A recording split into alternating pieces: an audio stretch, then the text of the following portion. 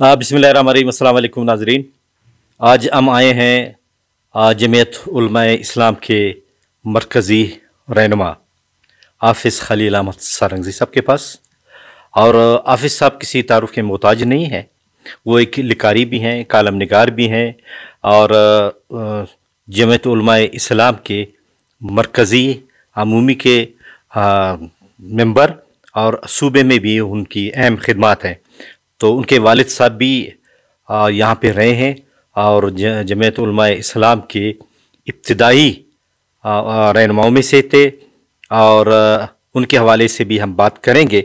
हाफ़िज़ साहब, अपने प्रोग्राम में हम आपको खुशामदीद कहते हैं। बिस्मिल्लाहिर्रहमानिर्रहीम। जज़ाकुमुल्लाहु अहसन खैर। हाफ़िज़ साहब, पहले तो आप अपना तारुफ़, और आपके वालिद साहब भी एक नामी गिरामी सियासतदान थे और आलिम दीन थे, और उसके बाद पर हम आते हैं यहाँ पे जो इलेक्शन हुआ है 2024 के, उस हवाले से बात करेंगे। जी, मेरा नाम है हाफ़िज़ खलील अहमद। मेरे वालिद साहब रहमहुल्लाह हज़रत मौलाना अब्दुल वाहिद साहब रहमहुल्लाह सारंगज़ई आज से तकरीबन यानी 1942 में तशरीफ़ ले आए कोयटा, और यहाँ इदारा कायम हुआ जामिया मतल उलूम बरूरी रोड कोयटे का। और साथ साथ वालिद साहब रहमहुल्लाह जमीयत उलमा इस्लाम की मरकज़ी नायब अमीर उस वक़्त थे जब उनका इंतकाल हुआ 95 में। उसके बाद फिर अल्हम्दुलिल्लाह मैं ख़ुद ही अपने काम और जमीयत उलमा इस्लाम के साथ मेरी वाबस्तगी थी बचपन से। तो इस वक्त अल्हम्दुलिल्लाह जमीयत उलमा इस्लाम के हवाले से इस घर पे जमीयत की बड़ी क़ुरबानियों के बाद हमें बहुत कुछ मिला है। मसलन यहाँ से मेरे मामू हाफ़िज़ हुसैन अहमद 2 दफ़ा MNA बने, और उसके बाद सेनेटर बने, और उसके बाद अल्लाह ने मुझे मौका दिया निगरान में। फिर उसके बाद मेरे अहलिया वो MP बनी यहाँ से। तो इस दफ़ा अल्हम्दुलिल्लाह जमीयत उलमा इस्लाम की जो पोजीशन थी उसके बनिस्बत हमें जो सीटें मिलनी थी वो सीटें हमें नहीं मिली। तो मैं समझता हूँ कि जिस तरह सूबे बलूचिस्तान के जो हालात के मुताबिक हमें जो सीटें मिलनी चाहिए थी वो नहीं मिले। तो इसमें हमारी अपनी भी कुछ कमज़ोरियाँ हैं, कुछ हमारे ऐसे फ़ैसले हुए।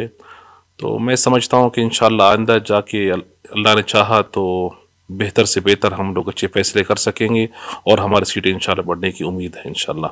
अच्छा, इस हवाले से धांधली का चर्चा भी हुआ और आप लोग के कारकुनों ने बाकायदा रोड भी ब्लॉक किए, और आपके कई जो MPA और MNA की सीटों पे जीते हुए अरकान थे उनको हरा दिया गया। वजूहत क्या थी और ये किस तरह हुआ?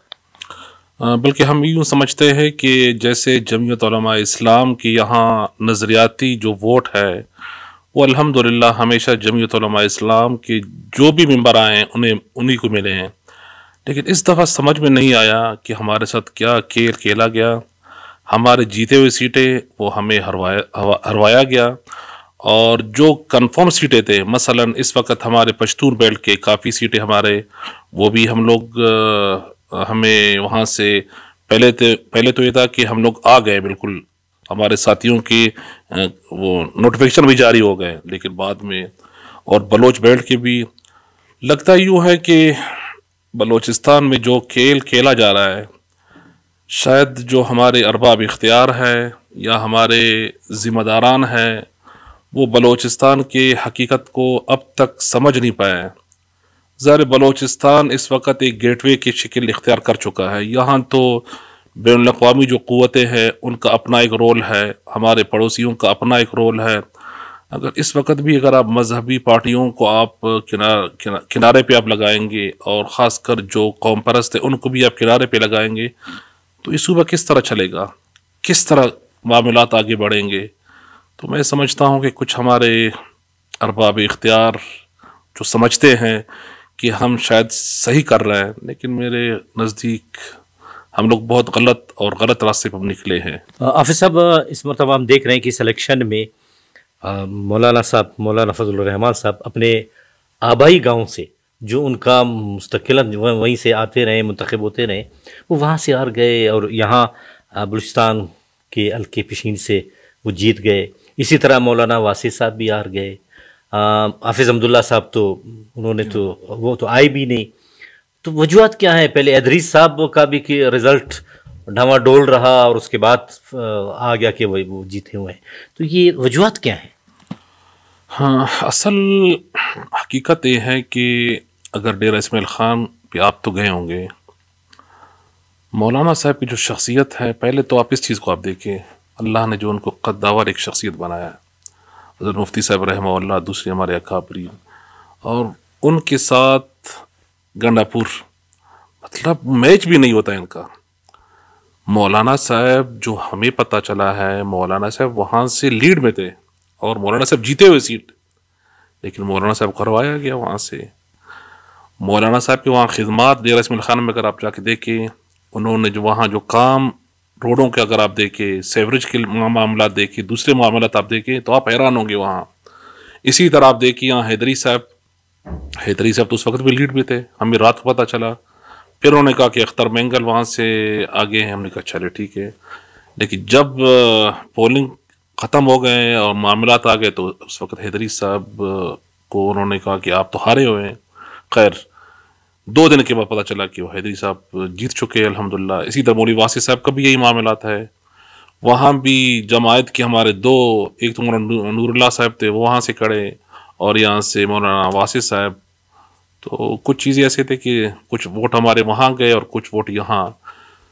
تو میں سمجھتا ہوں کہ ہمیں ہروایا گیا یہاں بلوچستان میں، اور ہم لوگ یہاں جیتے ہوئے سیٹوں کو انہوں نے ہمیں بلیک میل کرنے کے لیے، میں سمجھتا ہوں کہ اچھا ایک نیک شگون نہیں ہے۔ اگر مذہبیوں کو اگر آپ سمجھتے ہیں کہ ہم ان کو اروا کے ایک سائڈ پہ کریں گے تو ایک اور محاذ آپ اپنے لیے کھول رہے ہیں۔ ان لوگوں کو اور قریب کر لے، یہ آپ کے لیے وہ کام کر سکتے ہیں جو شاید آپ کے آرمی آپ کے لیے کام نہ کر سکے، تو ان لوگوں کو ضائع کرنا میں سمجھتا ہوں کہ حماقت سے کم نہیں ہوگا۔ کون سی قوتیں ہیں کہ جو اس طرح کے اقدامات کر رہی ہیں، جو جیتی ہوئی سیٹوں کو اروا رہے ہیں اور لوگوں کو آنے نہیں دے رہے ہیں؟ جو اقدار ہے اس کا حق اسے نہیں مل رہا، اور جو اقدار نہیں ہے وہ راتوں رات آ کے سیٹ پہ بیٹھ رہا ہے۔ قبلہ بات یہ ہے کہ ہم تو بیکاری ہے ہمارے ملک، ہمیں جہاں سے IMF سے جو فنڈ ملنا تھا، جو معاملات ہے، اگر وہاں سے بھی اس طرح کے معاملات آ جائے کہ آپ مذہبیوں کو آپ ایک سیٹ تک، ایک حد تک آپ رکھیں، تو اس میں کہتا ہوں اپنے اداروں کو ہم انوالو نہ کریں۔ ہم پہ اتنے دباؤ تھے ہمارے معاملات پہ کہ ان کو آپ سیٹ پہ لگائے، تو میں سمجھتا ہوں کہ بین الاقوامی طاقتیں جو ہے اپنا کام کر رہے ہیں اور انہوں نے اپنا کام دکھا دیا یہاں۔ چلو بین الاقوامی قوتوں، انہوں نے تو مذہبی جو پارٹیاں تھیں، یہ قوم پرستوں کو کس نے کو ڈے لائن لگا دیا؟ قوم پرستوں نے تو اپنے پاؤں پہ خود ہی کلاڑے مارا ہے، انہوں نے کوئی کام ہی نہیں کیا ہے۔ انہی قوم پرستوں کے ہوتے ہوئے آپ دیکھیں کہ ابھی ڈاکٹر مارنگ نکلی وہاں سے، اگر ان کو بھی یہ لوگ نہیں سمجھا سکتے ہیں تو قوم پرستوں نے تو، میں سمجھتا ہوں کہ وہ تو فیل ہے۔ اللہ کرے ہو سکتا ہے بھی جو نئے نسل آ رہا ہے ان میں سے کچھ نکلے اور اس ملک کے لیے، صوبے کی بہتری کے لیے کچھ سوچے۔ میں سمجھتا ہوں قوم پرستوں نے کوئی اپنا کردار ادا نہیں کیا ہے۔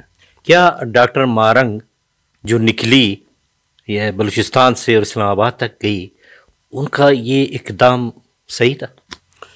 دیکھیں ڈاکٹر مارنگ جو کہہ رہی ہے وہ ایک حقیقت ہے، اس کو تسلیم کرنا چاہیے، لیکن ایک حد تک اگر آپ کہیں کہ اتنے ہزاروں میں وہ ہے تو شاید وہ ہزاروں میں کہاں ہے، کس طرح کے معاملات ہیں، اور پھر یہاں سے جو لوگ ڈیل کر رہے تھے صوبے بلوچستان سے، یہاں ان سے بات چیت کر سکتے تھے، ان سے یہاں گفت و شنید ہو سکتی تھی کہ اتنا بڑا لمبا سفر طے کر کے پھر وہاں ان پہ تشدد کرنا خواتین پہ، پھر وہاں سے، تو وہ چیزیں قابل برداشت نہیں ہے کسی کے لیے بھی، اور خاص کر بلوچ خواتین کے حوالے سے اس طرح کے معاملات ہو تو انہیں شگون نہیں، وہاں بھی اس کو صحیح انہوں نے ہینڈل نہیں کر سکے۔ تو میں سمجھتا ہوں کہ کچھ چیزیں ان کی جائز ہیں، اور زیادہ آپ اس کو اتنا اوپن نہیں کر سکتے جو ملک کے حوالے سے، صوبے کے حوالے سے، وہ ہمارے لیے بہتر نہیں ہوگا۔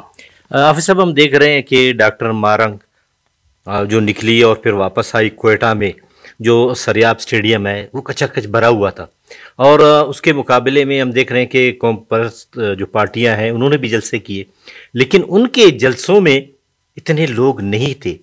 کیا جو قوم پرست پارٹیوں کے ووٹ تھے وہ بھی متاثر ہوئے؟ دیکھیں ڈاکٹر مارنگ تو جس طرح اسلام آباد سے واپس لوٹی اور جس طرح اس کو ان کی تذلیل کر کے ان کے ساتھ بے احترامی کر کے واپس آنا اور یہاں اس طرح کے معاملات میں آ کے، ظاہر ایک قوم ہے، جوان ہے، بلوچ پہلے سے ناراض ہیں، آپ ان کی جب خواتین پہ آپ حملہ آور ہوں گے تو وہ ایک تو قدرتی قبل ہے، وہ بلوچ اٹھیں گے اس پہ یقیناً۔ بلوچ قوم نے ان کو یہاں استقبال دیا اور اس طرح کی استقبال دیا کہ اس کی وجہ سے تمام قوم پرست پارٹیوں کو اس وقت الیکشن میں جو زد پہنچا، میں سمجھتا ہوں کہ اس کے آنے سے اور ان کو صحیح ہینڈل نہ کرنے کی وجہ سے قوم پرستوں نے آئندہ چل کے 20 سال پیچھے پڑ گئے، ابھی یعنی پیچھے ہو گئے، اور وہ شاید ابھی اپنے آپ کو آہستہ آہستہ آگے بڑھا سکے لیکن نہیں کر سکیں گے ابھی۔ لیکن ہم دیکھ رہے ہیں کہ یہی قوم پرست پارٹیاں ہیں، اختر جان مینگل بھی ان کے ساتھ بیٹھے رہے اور روز اول سے وہ مسنگ پرسن کی بات کر رہے ہیں، اسمبلی میں بھی وہ ایک معتبر آواز ہے، وہاں پہ بھی انہوں نے بات کی۔ اور مسنگ پرسن تو سب سے زیادہ جو پہلا مسنگ پرسن ہے ان کے بھائی اسد اللہ مینگل ہوئے تھے، تو وہ تو پہلے دن سے ہی بات کر رہے ہیں، وہ تو ان کے حامی تھے، اس کے باوجود کیوں زک پہنچا اور اس طرح کے کم ووٹ ملے؟ دیکھیے آج کل تو ایک سوشل میڈیا کے دور ہے، آج کل تو وہ دور نہیں ہے کہ آپ جائیں گے ان کو آپ کہیں کہ بس آپ کے لوگ غائب ہیں۔ اب تو سوشل میڈیا نے ان کو اتنا اوپن کیا، اب جو قوم پرست ہے وہ بھی آگے نکلے، جن کے لوگ غائب ہوئے ہیں، جن کے لوگ آج کل پہاڑوں میں ہیں، وہ بھی اوپن ہیں۔ وہ سمجھتے کہ بلوچ قوم، بلوچ سردار نے ہمارے لیے کچھ نہیں کیا، اور حقیقت بھی کچھ نہیں کیا انہوں نے۔ شاید ہم اس گناہ میں ہم اپنے آپ کو بھی شریک سمجھتے ہیں۔ اگر ہم ان کو سمجھاتے، ان کے پاس جاتے، ان کے سروں پہ ہم لوگ ہاتھ رکھتے، اپنی بہنوں کو ہم لوگ سمجھاتے، تو شاید یہ دن ہمیں نہ دیکھنا پڑتا۔ اس میں ہمارے سب بلوچستان کے مجموعی طور پہ، چاہے بلوچ ہو چاہے پشتون، ہم سب اس غلطی کے ہم اس کی ذمہ دار ہم ہیں۔ لیکن یہ جو مسنگ پرسن کے حوالے سے یہ لوگ گئے تھے، انہوں نے تو بائیکاٹ کیا کہ ہم الیکشن میں حصہ نہیں لیں گے، اور جو پہاڑوں پہ ہے وہ تو یہ کہتے ہیں کہ جو پارلیمانی نظام ہے یا پارلیمانی سیاست ہے وہ یہاں پہ فیل ہو چکا ہے بلوچستان میں، کیونکہ پارلیمان کو وہ اہمیت نہیں دی جا رہی، وہ حیثیت نہیں دی جا رہی۔ کیا بلوچ پارلیمانی سیاست کریں یا علیحدگی اختیار کریں؟ دیکھیے علیحدگی وہ لوگ ان لوگوں کی باتیں ہیں جو اس ملک کے اس سرزمین کو سرے سے مانتے نہیں۔ ہمارے تو ایمان ہے، یہ ہماری ملک، یہ ہماری ماں ہے، یہ ہماری دھرتی ہے، ہمارے جینا مرنا اس ملک کے ساتھ، اس صوبے کے ساتھ ہے۔ اگر قوم پرست یا ہمارے یہاں دوسرے جو جماعتیں ہیں، اگر وہ لوگ اپنا رول ادا کر سکتے تھے تو کر سکتے، لیکن انہوں نے ادا نہیں کیا۔ جتنے بھی ممبران بنے فقط اپنے معاملات، اپنے کاروبار، اپنی زندگیاں انہوں نے بنائی۔ اکثر و بیشتر کراچی میں ہے یا آپ دیکھیں لندن میں ہے یا USA میں ہے، جو پہاڑوں پہ ہیں ان کی حق تلفی شاید ہم نے بھی کی، اور پاکستان کے جو مقتدر قوتیں ہیں وہ انہوں نے بھی ان کے ساتھ اچھا نہیں کیا۔ ہم یہ سمجھتے ہیں کہ اس وقت ان کی سروں پہ ہاتھ رکھنے چاہیے، جو ظلم ہوا ہے ان کی حق تلفی ہونی چاہیے، اور ایسے لوگوں کو آپ اسمبلیوں میں لے آئے جو کچھ بات کر سکے۔ آپ مجھے بتائیں کہ ابھی جو ممبر بنے ہیں، کوئی ایک ممبر بھی مجھے بتائے کہ وہ ان سے بات کر سکتے ہیں؟ آپ مجھے بتائیں، میرے نزدیک کوئی نہیں۔ تو بلوچستان کا حل کیا ہوگا؟ اس جو معاملے کا یہاں تک پہنچے ہیں، اس کا حل کیا ہے؟ دیکھیں اگر آپ صحیح لوگوں کو آگے نہیں لے آئیں گے، اگر آپ اسی طرح کی جو الیکشن ہوا ہے ابھی 2024 کے، اس طرح کی آپ کریں گے تو نفرت اور بڑھے گی۔ آپ ان لوگوں کو انگیج کریں جو ان چیزوں کو سمجھتے ہیں، جو سمجھتے ہیں کہ ہماری ماں ہے، یہ ملک، یہ دھرتی، ان لوگوں کو آپ آگے لے آئے۔ آپ لے آتے ہیں ان لوگوں کو جو ریجیکٹڈ ہے، وہ کچھ کر نہیں پائیں گے۔ اسمبلی میں کیا ہے مجھے آپ بتائیں کہ چند لوگوں کے علاوہ کون بلوچستان کے حقوق کی بات کر رہا ہے؟ مجھے آپ بتائیے، چاہے ہمارے نواب ہے، چاہے ہمارے سردار ہے، چاہے ہمارے پولیٹیکل جو وہ ہے، کوئی بھی صوبے کے حوالے سے بات نہیں کر رہا ہے۔ اسلام آباد پنڈی جا کے صرف اتنا کہتے ہیں کہ ہمیں آپ آگے بڑھائے، بس میں کر سکتا ہوں۔ آپ ان لوگوں کے پاس آپ جائیں۔ دیکھیے مشرف نے ایک غلطی کی، ایک حماقت کی نواب بگٹی کے حوالے سے، آج تک ہم اس کو بکت رہے ہم لوگ۔ آپ بتائیے مجھے کہ ہمارے آس پاس جتنے ممالک ہیں کیا کوئی ہمارے دوست ہیں؟ نہیں ہے. پڑوس میں یہاں بھی آپ دیکھیے بین الاقوامی انڈیا کو تو آپ چھوڑ دیں، یہاں امریکہ پاکستان کا اور ایران کا معاملہ ہوتا ہے، یہاں بھی بلوچ مارا جاتا ہے، وہاں بھی بلوچ مارا جاتا ہے. تو ایک لوگ تو سمجھتے ہیں چیزوں کو کیا ہو رہا ہے. یہ اصل میں بلوچستان کے لیے، خاص کر پاکستان کے لیے، آنے والے ہمارے نسلوں کے لیے بہتر نہیں ہوگا. لیکن ہم دیکھ رہے ہیں کہ ہر دور میں جمعیت علماء اسلام اقتدار میں رہا، صوبائی حوالے سے بھی، مرکز میں بھی رہا. وہ بلوچستان کے اس مسئلے کے حوالے سے اس نے خاطر خواہ کام نہیں کیا. دیکھیے قائد جمعیت نے کئی دفعہ اپنے انٹرویوز میں اور اپنے تقاریر میں اس بات کو انہوں نے اعادہ کیا ہے کہ بلوچستان کے معاملے کو بہتر انداز میں حل کیا. لیکن مولانا صاحب اور جمعیت علماء اسلام کیا کر سکتے ہیں؟ کہاں ہم لوگ اقتدار میں رہے؟ ہمارے چند وزراء رہے، وہ بے اختیار وزراء اقتدار میں رہے. ہمارے سردار نواب، ہمیشہ آپ دیکھیں ہمارے سی ایم تو بلوچ آئے ہیں، سردار نواب آئے، میر معتبر آئے، کوئی مولانا کوئی حافظ تو نہیں آیا. گورنر بھی اسی طرح آپ دیکھیں. اگر انہوں نے اس وقت تک رول پلے نہیں کیا ہے تو ان کو آپ ریجیکٹ کر لے. آپ ان اقتدار پسند لوگوں کی طرف آپ جائیں جو بلوچوں کے سروں پہ ہاتھ رکھ سکے، ان سے بات چیت کر سکے اور اپنے مفاد کو پیچھے رکھ کے ان کے مفاد کو سامنے رکھ کے بات کرے. لیکن اس وقت مرتبہ ہم دیکھ رہے ہیں کہ چیف آف ساروان، جو چیف آف ساروان بھی ہے، اور وہ کہتے ہیں کہ خانسانی بھی ہے، ان کا بھی ایک بہت کردار اور بہت رول رہا ہے. وہ تو بھی جمعیت کے پلیٹ فارم سے کیا اب امید رکھتے ہیں کہ اس معاملے پر بات چیت ہوگی یا پیش رفت ہوگی؟ دیکھیے ہمارے جو ساروان کے چیف ہیں نواب اسلم خان ریسانی صاحب، وہ ایک اعتدال پسند معتدل انسان ہے، اور ان کی کوشش ہمیشہ ہی رہی ہے کہ ہر چیز کو، معاملات کو کنٹرول میں رکھا جائے. اور میں اب بھی سمجھتا ہوں کہ اگر اس کو موقع دیا جائے تو وہ بہتر انداز میں ان معاملات کو بہتر کر سکتے ہیں. لیکن اگر پیچھے سے اگر ہم لوگ ہمارے نیتوں میں فطور ہے تو شاید نواب صاحب بھی کچھ نہ کر سکے. بہت بہت شکریہ. ناظرین، آپ نے حافظ خلیل احمد سارنگزی کی باتیں سنی. اللہ کرے کہ بلوچستان کا جو مسئلہ ہے وہ بات چیت کے ذریعے حل ہو. اور جیسے کہ حافظ صاحب نے کہا کہ امید رکھتے ہیں کہ چیف آف ساروان نواب اسلم ریسانی کا جمعیت میں آنا اس بات کو تقویت دیتی ہے کہ شاید بلوچستان کے مسئلے کی طرف سنجیدگی سے غور کیا جائے اور اس پر بات چیت کی جائے. کئیوں بیدار کو اجازت دیجیے. اللہ حافظ.